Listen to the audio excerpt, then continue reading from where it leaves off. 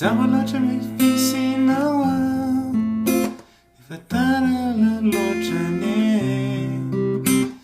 manimbo nareo tsy hoenao tiako ny anaranao forotantarako ka lazaiko anao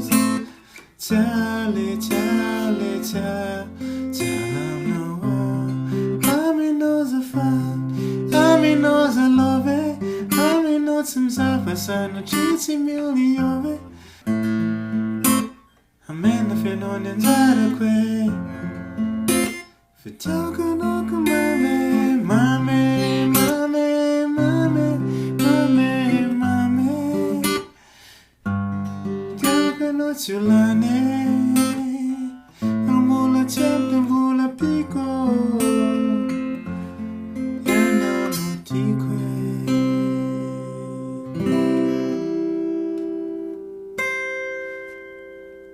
Ok, ny hira anaratsika zao dia irany rakirotsa, ny lohateniny dia fakavady. Mialatsiny fa somary nisy diso kely ilay fomba firako azy teo. Note dia tsotra ihany, note anankefatra ny ampiasantsika. Mora daholo. C,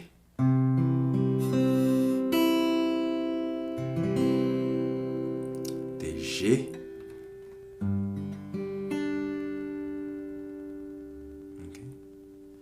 ny G dia mijanona eto amin'ity corde faharoa ity, tsy tendrena zany ty ambany ty. Ok, dia ohatran'izay koa ny C, mijanona eto amin'ity corde faharoa eto ity, tsy tendrena ty ambany ty. Dia rehefa eo A mineur. Ok, dia tsy tendrena ilay ty ambany. Dia F. Ny F moa ohatran'izao no tendreko anazy teo fa mety daholo na ataonao bara ilay izy. Dia iny ihany, amin'iny ihany ianao no mitendry ny corde voaloha eto amin'ity I ambony ity. Amin'iny ihany ianao no mitendry anazy. Ok, fa ny ambony tsy tendrena iny corde iny. Ok, dia ny fomba fitendren'zareo azy atao arpeggio aloha ny fomba fitendrena azy amin'ny voaloha. Dia rehefa tonga dia ajanona ilay feony zany atao mute. Dia mijanona. Dia miverina indray. Ok, izay ny fitendrena ny corde rehetra. Dia mijanona. Jereo tsara ilay tanana droite ka. Ok, dia makany amin'ny G izy. Dia mijanona. Dia tendrena.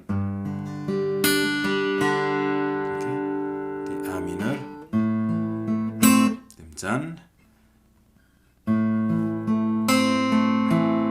Dia F. Dia ajanona indray ny feony.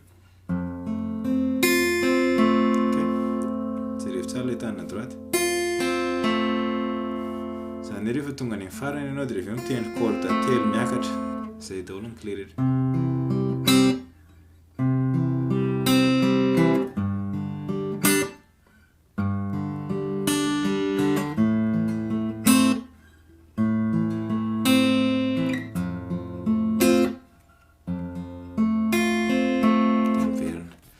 Dia izay ilay hira hatramin'ny farany indrindra. Eny aloha hira mahafinaritra ilay izy ny corde tsotra, ny tononkira koa mahafinaritra. Dia mahazo teo.